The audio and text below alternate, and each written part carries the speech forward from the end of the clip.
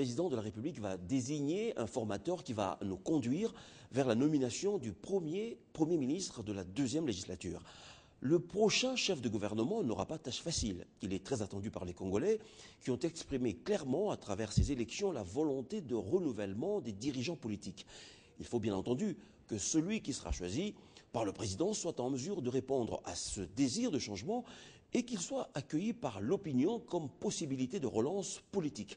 C'est à lui de concrétiser les promesses de campagne de Joseph Kabila. Il devra donc être meilleur que les précédents en tout point de vue. Il doit être un très bon technicien, quelqu'un qui est lui-même convaincu de la faisabilité de la révolution de la modernité, qui a les moyens de faire passer dans l'opinion, qui en prend le risque, qui en a l'énergie et qui est complémentaire de Joseph Kabila. Ensuite, on sait que l'image de l'homme politique est ternie auprès de l'électorat populaire dont il s'est coupé depuis longtemps. Il y a un déficit moral de l'homme politique, non pas pour des incriminations judiciaires, mais parce qu'en réalité, il y a des problèmes d'éthique et de psychologie. Il nous faut un homme respecté tant au niveau national qu'international, et notamment par les institutions financières internationales. Car en réalité, le problème numéro un, celui qui va constituer 80% des difficultés du prochain gouvernement, c'est évidemment la situation économique et sociale. Il faut donc de l'argent, de la rigueur et de la générosité. Qui est cet homme et où faut-il aller le chercher?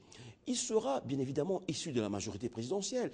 Il ne sera pas forcément PPRD, qui est actuellement la première force politique, mais il sera choisi dans un des partis politiques de la majorité en raison, de sa capacité à boucher les fissures qui se sont créées dans la plateforme majorité présidentielle, 2, en raison de sa modestie, qualité indispensable pour travailler avec tout le monde et faciliter l'ouverture voulue par le chef de l'État, 3, ça devra être un bon communicateur, celui qui saura bien expliquer les choses et les objectifs, celui qui ne va pas prétendre qu'en un an, on va tout résoudre. Alors, plusieurs personnalités ont ce profil, et elles sont d'ailleurs citées en ce moment par les sondages, mais une seule sera bientôt appelée par le président.